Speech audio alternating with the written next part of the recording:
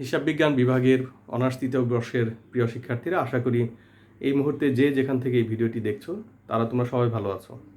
তোমাদের সুস্থতা কামনায় করে আজকের এই লেকচারটি শুরু করতে যাচ্ছি। আজকে যে বিষয় থেকে লেকচারটি দিব সেটি হচ্ছে যে ফিনান্সিয়াল ম্যানেজমেন্ট। এই বিষয় থেকে নিশ্চয়ই তোমাদের খেয়াল আছে, ইতিপূর্বে আরেকটি লেকচার দেওয়া হয়েছিল, সেটি ডিভিডেন্ড পলিসি থেকে আজকে দ্বিতীয় লেকচারটি দিতে যাচ্ছি। এবং এই লেকচারটি তোমরা মনোযোগ দিয়ে শুনবে, তোমাদের কিছু হলেও কাজে লাগবে এবং এই ডিভিডেন্ড পলিসি সম্পর্কে তোমাদের একটি ধারণা দেওয়ার চেষ্টা করব যে কীভাবে কোম্পানিগুলি তার ডিভিডেন্ড দিয়ে থাকে। ইতিপূর্বে সেটি তোমাদের আলোচনা করেছিলাম যে আমি একটু রিভিশন দিয়ে যাচ্ছি যে cash dividend, stock dividend, bond dividend এবং প্রপার্টি ডিভিডেন্ট, এইগুলো ছিল যে কী আকারে দেওয়া হয় আর কি, যে আসলে ডিভিডেন্ডটা কীভাবে পরিশোধ করা হয়। কিন্তু আজকে যে বিষয়টি আলোচনা করব সেটি হচ্ছে যে টাইপস অফ ডিভিডেন্ড পলিসি, প্রকারভেদটা ডিভিডেন্ড পলিসির, বা আমরা যেটি বলছি লভ্যাংশ নীতি, সেই লভ্যাংশ নীতির যে পলিসি যেটা বলা হয়েছে, সেই পলিসিগুলা কয় ধরনের, কি কি, এবং কিভাবে পরিশোধ মানে কিভাবে নির্ধারিত হয় সেই বিষয় সম্পর্কে আজকে আলোচনা করব। মূলত কোম্পানিগুলি 6টি পদ্ধতিতে বা পলিসিতে, 6টি পলিসি তারা অনুসরণ করতে পারে ডিভিডেন্ড প্রদানের ক্ষেত্রে বা ডিভিডেন্ড নির্ধারণের ক্ষেত্রে। শেয়ার হোল্ডারদের কী পরিমাণ ডিভিডেন্ড দেওয়া হবে। আমরা যদি প্রথমটা যদি আলোচনা করি তাহলে regular plus extra dividend policy. Regular plus extra dividend policy.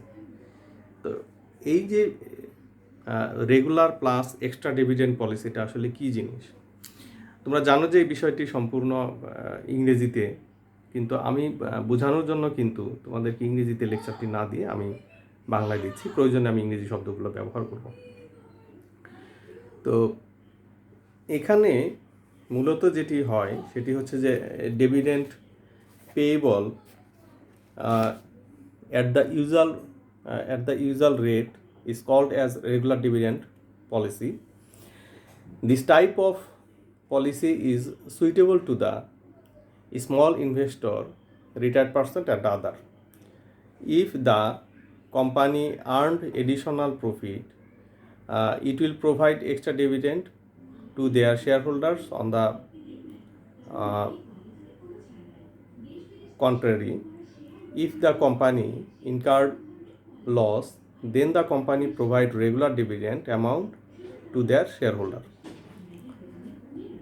এই যে কথাগুলো তোমাদেরকে আমি এখন বললাম সেগুলো হচ্ছে যে company usually each and every year they paid a regular dividend. As example, if the company earned 10 lakhs, as example 10 lakhs its net profit after tax, the company will pay 10%. It is assumed that the total capital of the firm is taka 1 crore and the company paid 10% dividend, that is the 10 lakh. If the company paid 10 lakh dividend, then there no exist return earnings. এটি হচ্ছে তার regular dividend দেওয়া। ধরে নাও যে সে 10 লক্ষ টাকা earn করেছে এবং তার 1 কোটি টাকা যদি তার পেইড আপ ক্যাপিটাল হয়ে থাকে, তাহলে 10% যদি সে দেয় তাহলে তার 10 লাখ টাকা কিন্তু শেষ হয়ে যাবে। সাধারণত এই যে আমরা যেটা বললাম যে রেগুলার প্লাস এক্সট্রা ডিভিডেন্ড, তো এক্সট্রা ডিভিডেন্টের বিষয়টা হচ্ছে যে when the company earned more than the it is assumed that 25 lakhs, আমরা ধরে নিলাম যে 25 লক্ষ টাকার ঊর্ধ্বে যদি হয়, তো ঊর্ধ্বে যতটুকু থাকবে যে ওই টাকাটা সম্পূর্ণ যদি তারা বিতরণ করতে চায়, যে ধরো 30 লক্ষ টাকা অর্জন করলো, if a company earned 30 lakh টাকা profit after tax, then the company paid regularly 10% dividend on 25 lakh taka, and then the extra 5 lakh taka earned they paid whole, that is the 5%. So the total dividend paid 10 plus 5 equal to 15%. এই যে এখানে যে এক্সাম্পলটা তোমাদের সামনে তুলে ধরা হলো, যে আমরা ধরে নিলাম কি যে 30 লক্ষ টাকা বা 30 লক্ষ টাকা অর্জন করেছে, 25 লাখ টাকা পর্যন্ত সে 10% ডিভিডেন্টই দেয়। If there is occurred a loss, যদি লসও যদি থাকে তাহলেও কিন্তু কোম্পানি 10% দেওয়া যায়, সেটা দেয় হচ্ছে রিটেন আর্নিং থেকে। আর যদি রিটেন আর্নিং না থাকে তাহলে আর দিতে পারবে না, এইটা হচ্ছে বিষয়। তো এখানে এই যে অতিরিক্ত যে 5 লক্ষ টাকা অর্জিত হলো, ধরো 5 লক্ষ টাকার টোটালটাই সে শেয়ার হোল্ডারদেরকে বিতরণ করছে, তাহলে সেই ক্ষেত্রে ওই 5 লাখ টাকা আমরা যদি গণনা করি 1 কোটি টাকার 5%, তাহলে 5%, আর আগে ছিল রেগুলার ডিভিডেন্ড 10%, তাহলে when the company earned 30 lakh টাকা or 3 million profit after tax, then the company paid 15% dividend. This is the regular plus extra dividend policy. Stable dividend policy আমরা 2 নম্বরটা আলোচনা করতেছি। যে স্ট্যাবল শব্দের অর্থ হলো স্থির লভ্যাংশ নীতি। Each and every year the company paid regular basis a suitable percentage or amount the company paid dividend to the shareholders. Stable dividend policy means payment of certain minimum amount of dividend regularly, irrespective in the time of firm's profit or loss.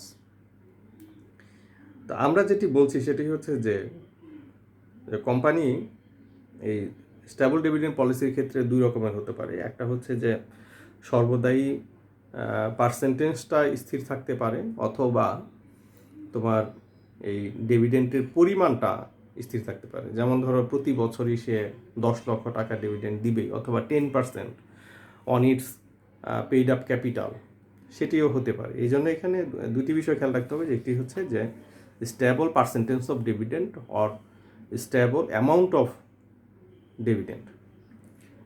আমরা যদি আমাদের পূর্বের এক্সাম্পলটা যদি ধরে নিই যে 1 কোটি টাকা, তাহলে সেই ক্ষেত্রে আমরা যদি একটু আগের যে রেগুলারের যে কথাটা বললাম, সেটার প্রথম অংশটাই হচ্ছে স্ট্যাবল, যে বা মিনিমাম যেটা সে দিচ্ছে যে 10% অথবা 10 লক্ষ।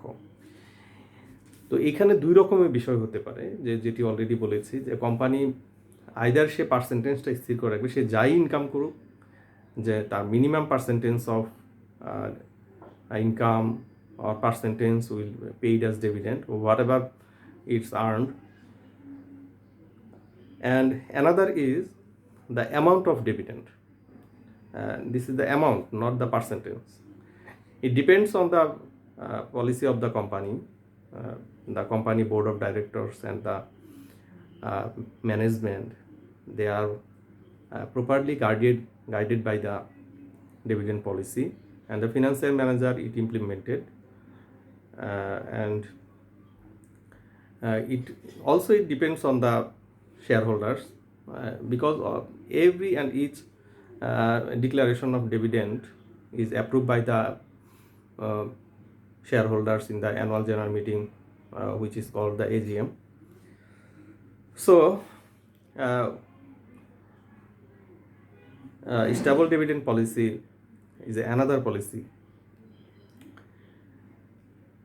Then the third point, constant payout ratio. Already it is discussed to you, যে এখানে কনস্ট্যান্ট হচ্ছে যে স্থির, এই যে স্ট্যাবল যেটা, সেটাই কিন্তু আমরা পে আউটের যেটা কথা বলেছি, যে অলওয়েজ সে পে আউটটা কীভাবে করতে পারে। তো পে আউটটা হতে পারে, আমরা অলরেডি বলেছি যে এই যে কথাটা তোমাদের বললাম, the ratio of the dividend between earnings and the dividend called constant pay out ratio. DP ratio, that is the dividend payout ratio.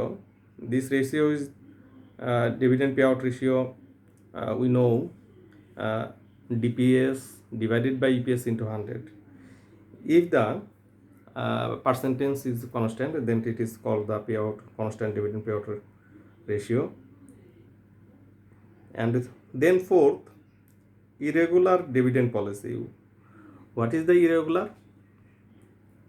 যে যদি আমরা ধরে নিই যে বিভিন্ন বছর ভিন্ন ভিন্ন বছরে তাদের ডিভিডেন্ড প্রদানের হতে পারে যে অ্যামাউন্ট, হতে পারে রেট, এটা যদি পরিবর্তিত হয়, মানে কোনো কিছুই যদি এটা ক্রোনোলজিক্যালি বছরগুলোতে যদি কোনো সামঞ্জস্যপূর্ণ না থাকে, তখন আমরা সেটাকে বলি ইরেগুলার ডিভিডেন্ড পলিসি। যে when the company paid a year paid 10% and then next year the company paid taka 10 per share. Here first year the company paid percentage and second year paid the amount. First year paid 15%, then next year paid taka 10. If we assume that the each and every share value is taka 100 face value, so yearly dividend payout is not constant, or there is not regular basis. Whatever the next 2 years next, the company paid no dividend. এই যে বিভিন্ন বছরে যে বিভিন্ন ইয়াতে দিচ্ছে, প্রথম বছর 15%, পরের বছর 10 টাকা, তারপর বছর দিলই না, এইরকম যদি কোনো ডিভিডেন্টের যদি কোনো পলিসি যদি নির্ধারিত হয়, অর্থাৎ it depends on the company profit after tax, mainly the company financial manager or the board of directors follow. It depends on the earnings of the company. If the company earns more, they give more to the shareholder as dividend. If there is no profit, they will not declare any profit dividend to the shareholder. This is the main fact. তো এইটাই হচ্ছে যে বিষয়বস্তু বোঝার, যে আসলে এটা কোম্পানিটা কখন করে থাকে, যখন তার রিটেন আর্নিংয়ের ধরো পর্যাপ্ত পরিমাণ রিটেন আর্নিং যদি না থাকে, the company have not enough written earnings, তো তখন এই ধরনের কাজগুলো করে থাকে। এরপর যদি আমরা বলি যে আমাদের নাম্বার 5 নাম্বার পয়েন্ট বা 5th পয়েন্ট, এটি বলা হচ্ছে যে residual dividend policy. Which is the residual শব্দের অর্থ হচ্ছে অবশিষ্ট। তো অবশিষ্ট হলো ফার্স্ট কিসের অবশিষ্ট?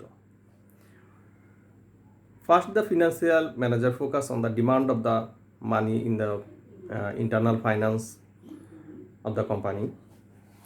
তো এখানে হচ্ছে যে কোম্পানিগুলো তাদের প্রথম অভ্যন্তরীণ চাহিদাটাকে আগে বিবেচনা করবে, যে এই বছর if the company have a new project and they need money, then the company first meet up the demand of the project or demand of the expansion or demand of the company. Then if they have the extra money or extra earnings, then the company will pay the money as dividend to the shareholders. This is the fact. তো company তার প্রথমেই তার নিজস্ব চাহিদাটাকে বিবেচনা করবে, নিজের যে সমস্ত বিষয়বস্তুগুলো দরকার, অর্থাৎ এক্সপানশন বা আমরা যেটা সম্প্রসারণ বলি, অভ্যন্তরীণ সোর্সে যেহেতু এই টাকাটার কোনো ইন্টারেস্ট রেট নাই বা এটার ফান্ডিং কস্টটা ভেরি লো, তো এই কারণে প্রথমেই সে কী করে, ইন্টারনাল চাহিদাটাকে, in demand of the company, সেটাকে আগে ফুলফিল করার চেষ্টা করে, এবং এরপরে যদি বাড়তি কিছু থাকে তাহলে সেই টাকাটা ডিভিডেন্ড হিসেবে শেয়ার হোল্ডারদেরকে দেওয়ার চেষ্টা করে। এখানে মেনলি বিষয় হচ্ছে যে এখানে ভ্যালু অফ দ্য ফার্মটা আসলে বেড়ে যায়, আলটিমেটলি শেয়ার হোল্ডারের লস হয় না, এবং পরবর্তী ইয়ারগুলোতে কোম্পানি আরও বেশি আর্নিংস করতে পারে। তো এখানে এই জন্য দেখা যায় যেখানে সম্পদের সর্বোচ্চকরণ হয়, যদিও শেয়ার হোল্ডার সাময়িক হয়তো আয়টা কমে যায়, তো যারা শর্ট টার্ম ইনভেস্টমেন্ট করে তাদের জন্য এখানে খুব বেশি মানে লাভ হয় না, কিন্তু লং টার্মে কিন্তু শেয়ার হোল্ডারদের কিন্তু ভ্যালু অফ দ্য শেয়ার কিন্তু বেড়ে যায়। তো যাই হোক, এটা ছিল বিষয়। আমাদের সর্বশেষ যেটা সেটি হচ্ছে নো ডিভিডেন্ড পলিসি। তো no dividend policy is called the zero based dividend. যে sometime the company may follow no dividend policy because of its unfavorable working capital position. Unfavorable working capital position of the amount required for future growth of the concern. এইটা একটা কারণে হতে পারে, যে যে কারণটা বললাম, যে তাদের গ্রোথটা কন্টিনিউশন করার জন্য তারা হয়তো সাময়িকভাবে ডিভিডেন্ড এবছর দিল না। আরেকটা হতে পারে এখানে may cause rise, another cause is the company run on loss. That is, the company has no any income after tax, or the company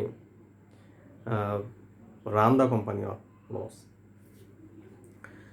তো কোম্পানিটা যদি কি হয়, যে লসে যদি রান করতে থাকে অথবা ওই বছরে যদি ইনকাম যদি না করে, এইটা আরেকটা কারণ হতে পারে, যে এই কারণেও কোম্পানিগুলা অনেক সময় তোমার এই নো ডিভিডেন্ডটা ঘোষণা করে থাকে।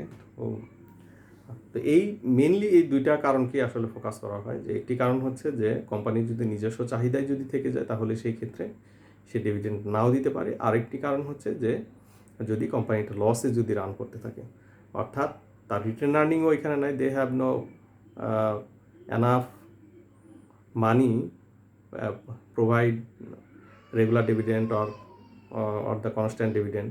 এই ক্ষেত্রেও সে নো ডিভিডেন্ড ঘোষণা করতে পারে, they declare the zero dividend or no dividend. যখন কোম্পানিগুলো এই নো ডিভিডেন্ড দেয়, একটি বিষয় মনে রাখতে হবে যে তখন কিন্তু এই ফার্মের যে শেয়ারের মূল্যগুলো রয়েছে বা ফার্মের ভ্যালুটা কিন্তু কমে যায়। আসলে কোনো কোম্পানি চায় না নো ডিভিডেন্ড দিতে, কারণ এটা মার্কেটে একটা নেগেটিভ ইফেক্ট পড়ে। There is the negative effect on the market of such kind of companies. তো এই জন্য খুব সতর্কতার সাথে নো ডিভিডেন্ড কিন্তু ঘোষণা করতে হয়, যে there is any negative impact on the company. তো এটা কিন্তু খেয়াল রাখতে হয়। আসলে সচরাচর কোনো ভালো কোম্পানি নো ডিভিডেন্ড কিন্তু দিয়ে থাকে না। তো যাই হোক, এই ছিল পলিসি, যে যখনই ফিনান্সিয়াল ম্যানেজার যখন এই ডিভিডেন্টের বিষয়বস্তু আসবে বা ডিভিডেন্ড ঘোষণা করার কোনো বিষয়বস্তু আসবে, তখন এই ধরনের পলিসিগুলাই সাধারণত অনুসরণ করে থাকে। তো যাই হোক, আজকের এই আশা করি তোমাদের এই লেকচারটি বুঝতে কোনো অসুবিধা হয়। এই 6টা পয়েন্ট তোমরা মনে রাখার চেষ্টা করবে, তাহলেই হবে। তো পরবর্তী লেকচার দেওয়ার পর্যন্ত সবাই তোমরা ভালো থাকবে, সুস্থ থাকবে, এই আশাবাদ ব্যক্ত করে আজকের মতো তোমাদের কাছ থেকে বিদায় নিচ্ছি। আল্লাহ হাফেজ।